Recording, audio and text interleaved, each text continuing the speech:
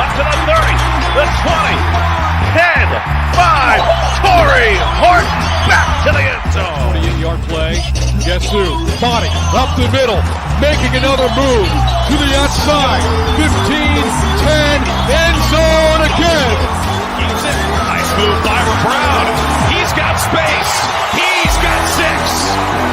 35-yard touchdown for Byron Brown. A record-setting night for the South Florida quarterback. Down so far, a little bit of a high snap. Genty right up the middle. Genty has room. Ashton Genty, give him 6. Second and long. Lagar tries to fit it in. Runnels, it does. Runnels stays up. The Suns offense 4-3 wins. Incredible effort for Runnels. The G5 Hive. All G5, all the time. Welcome to the G5 Hive Live, and we are excited to bring you the G5 college football coverage that you love each and every week. I am Luke Probasco. I'm joined by my co-host, Justice, over here. Always get confused on my directions on the camera. If you are watching us on YouTube, please hit that like and subscribe button. If you're watching us on X, please give us a follow, a like, a retweet. And if you're listening to us in podcast form, please rate and review. We're back on our normal schedule, Justice. We're here on a Monday night. Yeah, it was a hectic week for me last week, being out of town and trying to get everything done. We managed to do it. I don't know that it wasn't up to par, but at the end of the day, sometimes that happens, right? Couldn't get all the graphics done, but we got all the content out there for everybody. So hopefully they appreciated the efforts. And Old Dominion won this weekend, so it was a great weekend. It was definitely different. Adjusting, being agile, because I was going on the road for work. So that was kind of a last-minute-ish thing, and you were already on the road. So we, like you said, we pieced it together. You did you did a solo podcast, so I appreciate that. Yeah, it was quite the week. I'm glad to be back into our normal groove. We're on to week 8, but before we get started on week 8, we got to talk about week 7. We got to talk about our merch. We got some hats. I'm wearing a different hat. I don't know which one. It's like this one or this one. I kind of like this one. Kind of like this one. If you want one, let us know. And the merchandise store should be ready soon. I mean, I think it is ready, but I haven't verified. The provider sent me the link, said he updated everything, and so I just need to email him and make sure it's ready to go, and we can send out that link for everybody. All right. Well, like we talked about, week 7, freshmen, the G5 Players of the Week, Freshman of the Week. Before we get into it, give me a quick second. And offense, running back Ahmad Hardy, Louisiana Monroe. He had 14 carries for 82 yards and 1 touchdown in the Warhawks' 21-19 win over the undefeated Dukes last week. He follows that up with a 15-carry night for 121 yards and 2 touchdowns. He had 2 receptions on 2 targets for 53 yards, if I'm not mistaken. All 53 came on one play. Hardy helps the Warhawks to a 38-21 win over Southern Miss. And boy, I got to watch a lot of this game. I haven't got to watch a lot of Southern Miss, but he ran violently this week, and I loved it. Other than the game against Texas, he's seen 14 or more touches per game, and he has scored a touchdown in 5 of the last 6, Texas being the only game he did not score a touchdown in. Quite the start to his collegiate career. Congratulations on being the G5 Hive Freshman of the Week, Ahmad Hardy. For the 3rd week in a row, I think, right? Yeah, I mean, we thought it was going to be Fluff Bothwell at the beginning, and yeah, Hardy's come on. It's been the Ahmad Hardy show the last few weeks as far as freshmen go. And we only count true freshmen, so that narrows it down a little bit.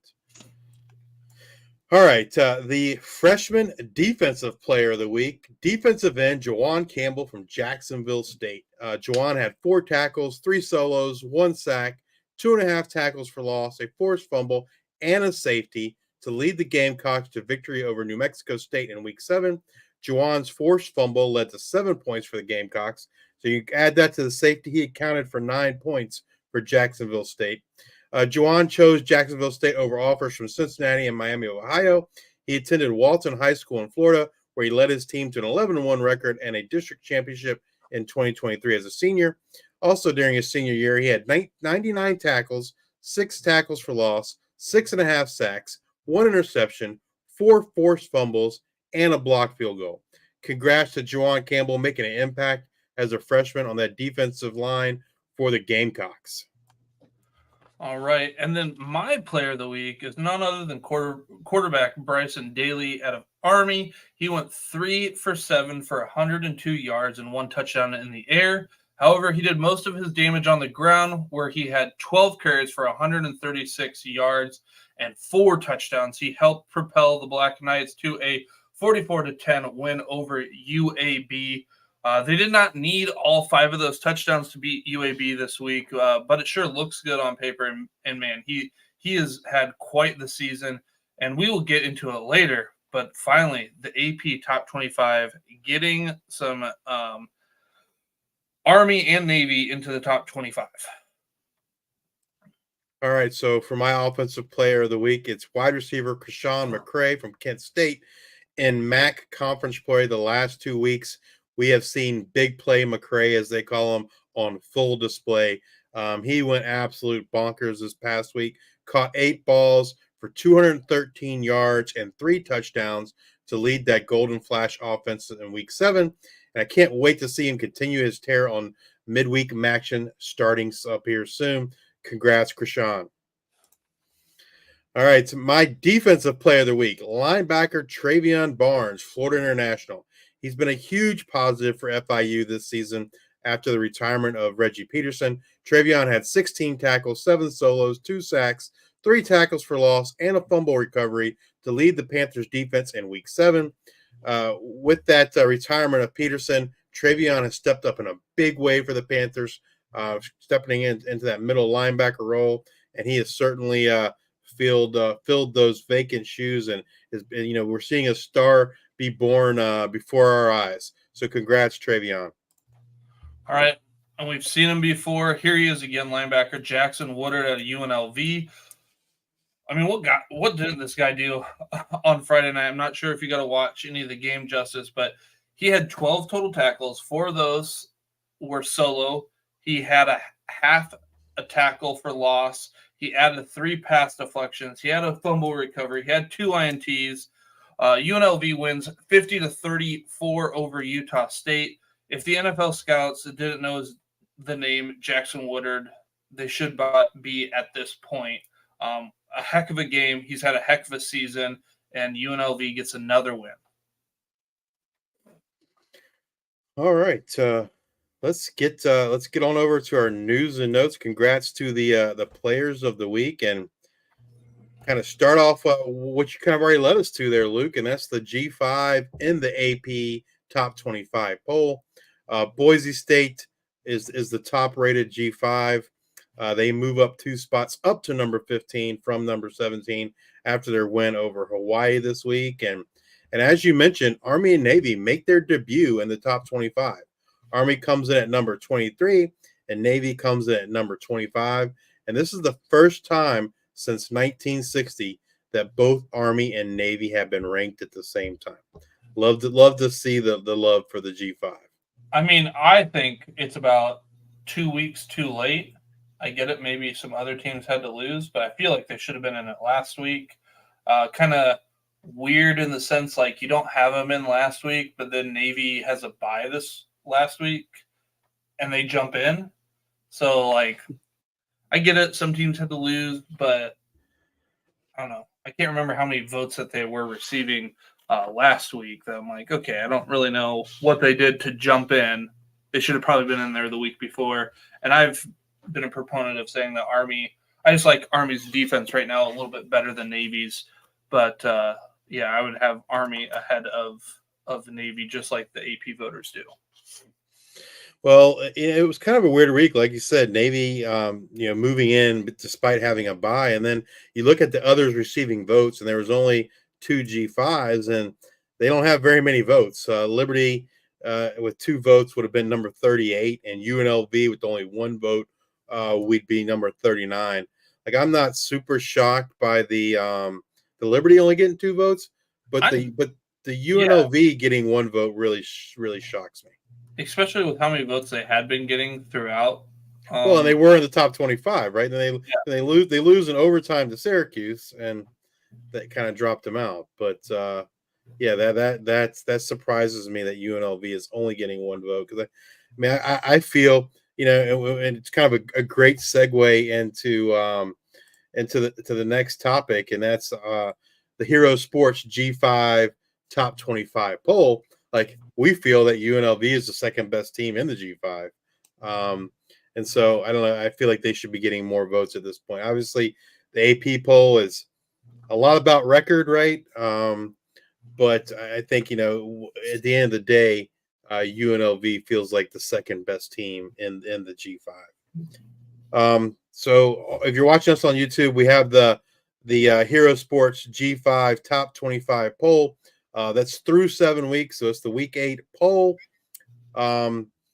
Some of the big differences between our poll and the consensus: we have UL Monroe ranked 10th.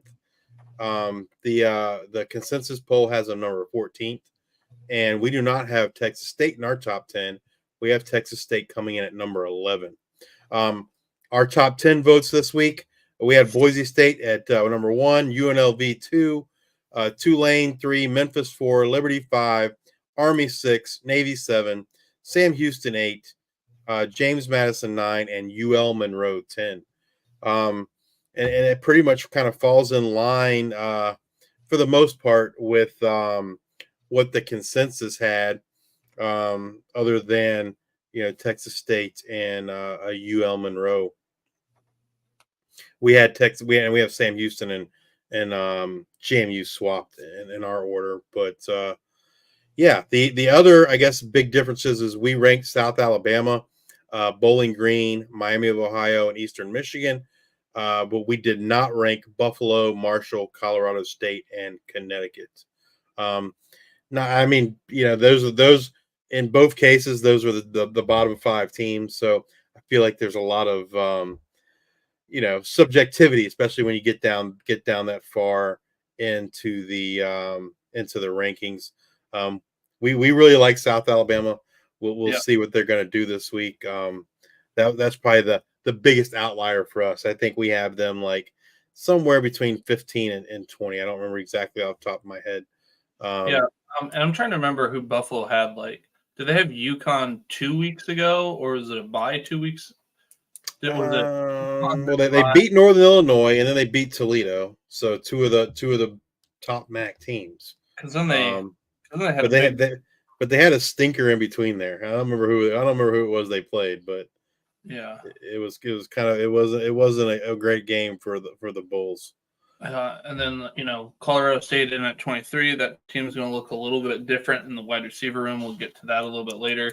And then you got Marshall. I think, I'm trying to remember exactly. I feel like it was like 21-3, 24-3. They at like 6-7 minutes left to go in the game. They blew a big lead with not very much time left to go against Georgia Southern. Yeah, I feel like it was 21-3 or something, and then Marshall ends up losing on that one. So yeah. All right. What do we have as far as undefeated teams, Luke? Yeah, so undefeated teams through 7 weeks. We got the Army Black Knights. They have East Carolina this week. We've got Navy Midshipmen against Charlotte, and then Liberty with a bye. So Liberty for sure will stay undefeated through 8 weeks. We'll see what Army and Navy can do, both in the top 25, both with the very winnable games this week. Winless teams through 7 weeks. We've got the Kennesaw State Owls. They have Middle Tennessee Tuesday, tomorrow. Or if you're listening to this tomorrow, it would today. Think about that. I think Middle Tennessee wins. Middle Tennessee underperforming to what I thought they would do this year. Absolutely. but I feel like they're still at a better spot than Kennesaw State is this year. UTEP Miners, they play Florida International on Wednesday. UTEP, a year or two away. I think we'll get to it in maybe the waivers section, but Dean Patterson just coming on big for Florida International. A lot of teams run on UTEP. I think Florida International is having a hard time running the ball, so I feel like they're just going to pass the ball, and I feel like they can get a win over UTEP. But UTEP and Kennesaw play each other November 9th, and then Kent State Golden Flashes, they have Bowling Green. Then, Justice, tell me a little bit more about the NCAA. They've gotten rid of the letter of intent. It's been replaced by financial aid and scholarship agreements. I haven't read too much into it. I don't know that it really changes anything. The only thing I'd be interested, I guess the biggest thing is with the era of the transfer portal, does it really matter, right, anymore? You're committed, right? But we saw it last year where guys actually enrolled in school in January, and then they ended up leaving via the transfer portal. So I don't really know what it means in terms of. I guess it binds them, right? Until they get there. Once they get there, then they can say, "Well, I want to enter the transfer portal." But so I'm not sure, and I need to look into this. If the financial aid and the scholarship agreement is going to be more binding than the national letter of intent, I don't know. My put on my tinfoil hat, that tells me that's the reason why they did it, right? Because it's a more binding agreement. But I don't know. I guess it doesn't. At the end of the day, I don't think it does anything other than just changes the terminology of what they use, because the player can still enter the transfer portal, as they wish. The other thing the NCAA did, and I don't think this is a big deal, but it could have been a big deal. They shortened the transfer portal window from 45 days to 30 days, and they ended up keeping the spring portal window. There was some rumblings that they were going to remove the spring portal window, and you'd only have the transfer portal window open in that December timeframe. But that did not pass. I don't even know if they voted on it. So you still have both the spring and the December window. They've just been shrunk down from 45 days to 30 days. All right, let's get to some injury news. Quarterback Byron Brown from South Florida did not play this past week. I didn't get a chance to watch that game. I don't know if they talked any at all about his injury. Did you get?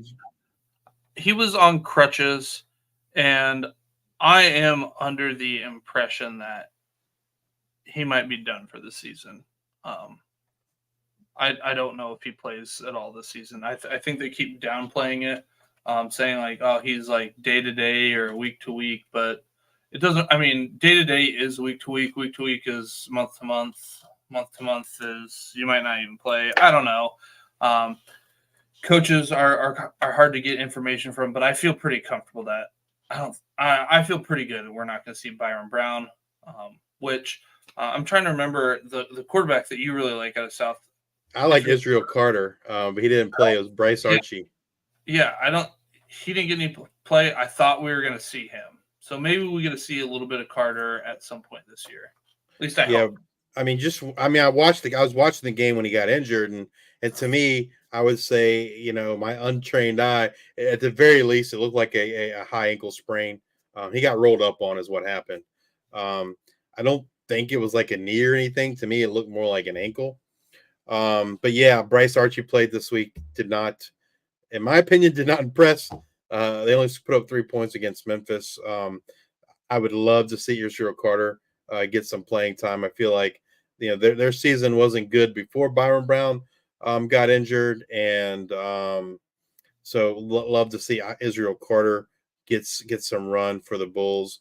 The one person I kind of feel bad for though is Sean Atkins, right? And he's chasing some some career receiving records there at South Florida.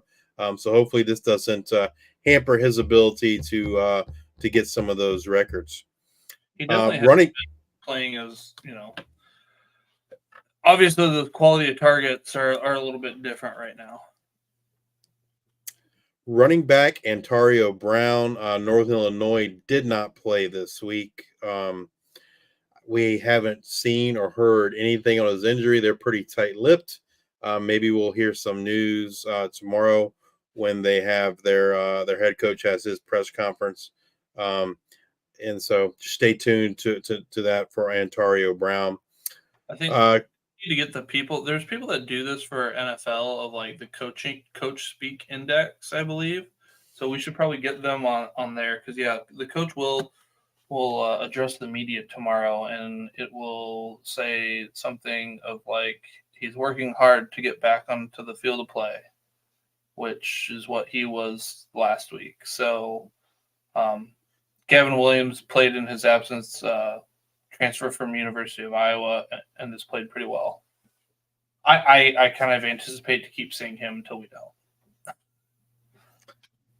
Quarterback Tucker Gleason injured in the game this week against Buffalo. Tucker plays for the Toledo Rockets. I have not heard anything on what the injury was to Tucker. Have you seen anything, Luke? I have not seen anything, and trying to reach out and figure out what's going on there. So stay tuned for that. Just to, I don't know, probably an hour and a half ago, maybe at this point, head coach Jay Norvell announced that Torrey Horton is out for the season with a knee injury. That's kind of the end of his college career. He doesn't have any eligibility left. He played 5 games this year, so he couldn't claim a medical red shirt. Hopefully we'll see Torrey Horton playing on Sundays, but that's going to be it for his collegiate career. The interesting thing is, like, he left the game and he came back in. I missed that. I did not see that. I saw him walking gingerly, like he was having a hard time. I believe it was his right leg. I thought it was his right foot at the time or whatnot. But yeah, that's crazy. It is. But maybe he just felt okay, and nonetheless, he's out for the remainder of the year. Central Michigan quarterback Joey Labus got hurt in the second quarter, his right shoulder. Tyler Jefferson, the backup quarterback, came in. Stay tuned this week.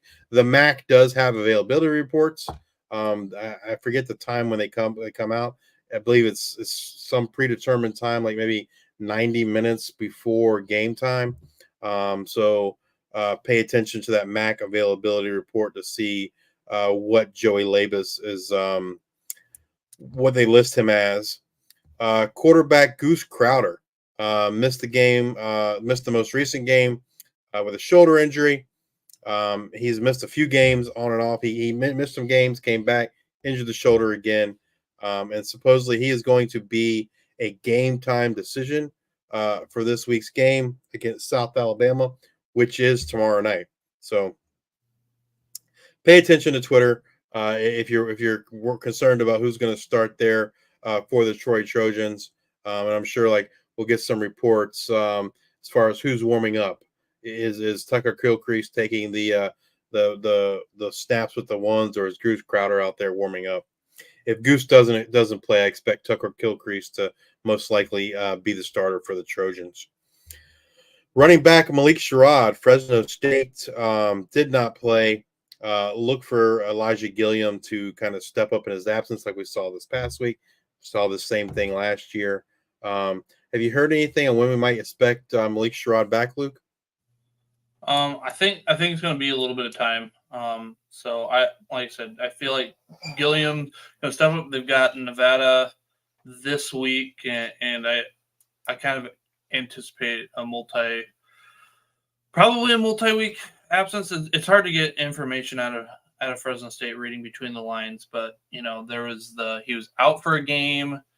And he was dressed. I'm trying to remember who they had. And then they had UNLV the following week, and he really didn't do much. And then he missed the week. So I I don't anticipate seeing him reading between the lines of if he's dressed, not dressed, how much work he's doing.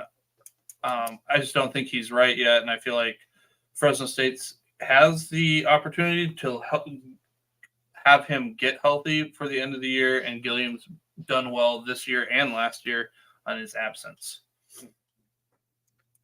And this last piece of news, it's kind of a bummer for Ty Robinson. It was announced today that he is Ty Robinson, wide receiver from Ball State, out for the season. He broke his leg in the game Saturday. He missed 3 games earlier this season with a shoulder injury. I think this was only his second game back. So he got injured on the first play of the first game of the year, missed 3 games, comes back, plays a game, and then this was the second game back, and he breaks his leg. So just I feel really bad for Ty Robinson. He missed all but 2 games of last year. He got hurt in a game against Georgia with a thumb injury. So it's kind of 2 lost seasons for Ty Robinson. He was expected to be the wide receiver 1 for Caden Samanza. Hopefully he can get healthy and come back next year and live up to those expectations in terms of being the wide receiver 1 for Ball State. So that is going to do it for us this week. We've got come back and join us next week as we discuss what happened in week 8, as well as look forward to week 9 of the 2024 season, as well as bring you up to date on all the latest news and happenings in the world of G5 college football. If you're watching us on YouTube, please hit that like and subscribe button. And if you're watching us on X, please give us a retweet, a like, and a follow. And if you're listening to us on Apple Podcasts or Spotify, please subscribe. Leave those 5-star rating and reviews. Thank you all for your support. And until the next time, we are the G5 Hive.